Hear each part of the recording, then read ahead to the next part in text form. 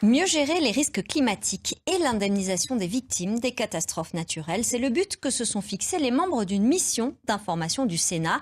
Des sénateurs qui ont rencontré aujourd'hui dans l'Aude des sinistrés des inondations meurtrières du 15 octobre dernier. Ils se sont rendus à Trèbes et à Villegayenc. Daniel de Barros et Thierry Ville les ont suivis. Octobre 2018, le département de l'Aude est frappé par des inondations historiques du jamais vu, notamment autour de Carcassonne. 8 mois plus tard, des sénateurs viennent sur place, prendre le pouls des sinistrés, des élus, comprendre ce qui a marché, ce qu'il faut améliorer, et tous conscients que désormais il faut apprendre à vivre avec le risque lié aux catastrophes naturelles. Le réchauffement climatique est une réalité et cette culture du risque doit être très prégnante dans nos populations et nous avons tous une part de responsabilité au travers de cette mission pour essayer de relater un petit peu ce qui s'est passé et parfaire à la fois la prévention mais aussi l'après.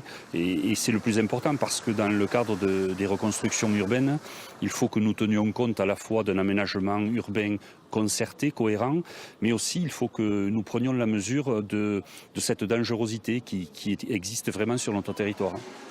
Parmi les améliorations pointées du doigt par les sénateurs, les indemnisations. Dans l'Aude, 1 dossier sur 5 reste en souffrance. Il faut améliorer cela. Lorsqu'il y a des catastrophes comme ça, on envoie des experts qui sont commis et qui n'ont peut-être pas les qualifications, les formations adaptées vraiment aux situations. Et on se retrouve avec des particuliers qui bien souvent à une maison, des maisons toutes proches, ne sommes pas, en ayant une bonne couverture d'assurance, ne sommes pas indemnisés et le risque n'est pas pris de la même manière. La commission sénatoriale rendra son rapport fin juin avec un projet de loi présenté dans les prochains mois. Toujours dans l'Aude, la lente désaffection